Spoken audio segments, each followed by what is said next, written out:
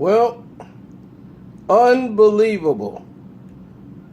Jermall Charlo shows why he is who he is. He's a beast in the ring. He's very strong at 154 pounds. And he hits really hard, and he hits like a full middleweight.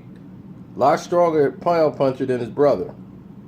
Now, like I told you, there's a lot of bad blood between the two. Jermall takes everything personal and wears it on his sleeve because he feels if you disrespect his brother, you know, I gave you guys the rundown of what was going on behind the scenes.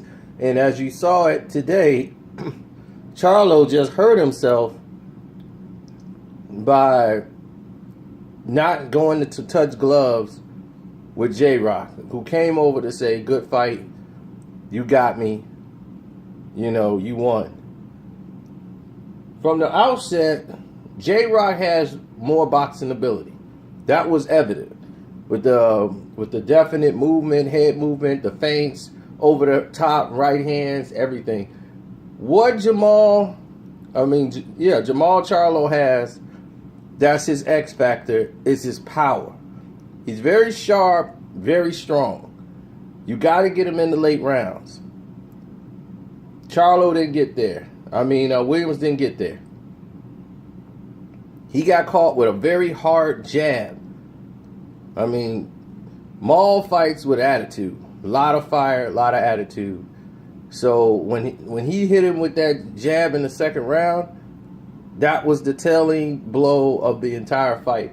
And you saw from that point he was able to hurt J-Rock a couple of times in the fight, where J-Rock was using his boxing ability more. And you see him even in the second round, he got back in the fight. And he was winning a couple of rounds. His problem is Jermall is too strong. Very strong. When they tied up, he couldn't bully Jermall around. Jermall took his shots pretty well, but not touching gloves at the end. This is a sign of, his frustration. It just grows. He has a lot of immaturity when dealing with situations like this, that this wouldn't have happened with Jermall. So that's just the fire in him. I don't take that, but you got to understand this is a business, it's professionalism. He tried to come down and come over and touch gloves, but, he takes everything very personal. So with this, he wanted to let it be known that he was the best, and all this J-Rock and stuff got put to an end. We've always been a fan of the brothers as far as their abilities to win fights. It was always like Jermall's attitude that would turn people off, and people are seeing that right now. They cheered him after the knockdown, booed him right after he wouldn't touch gloves. So what does that tell you?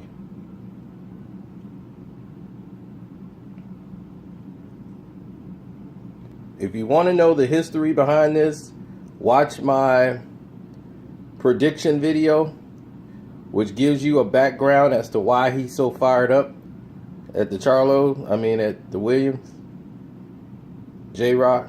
Then you will know what's been going on behind the scenes.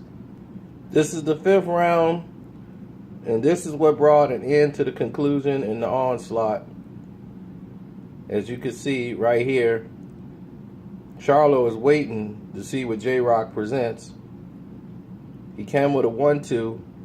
He catches him. He leans. As you can see right there, you see how Charlo's leaned over, bent over, but he's always in a position to throw an uppercut.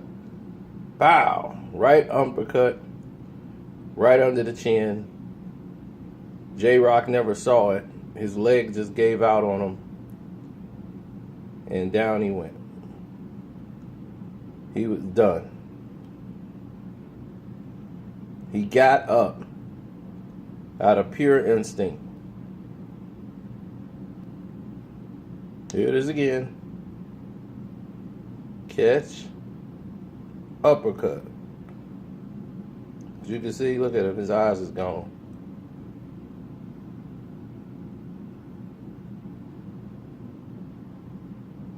And this is the end. You know, get credit for J-Rock for getting up, trying to compete.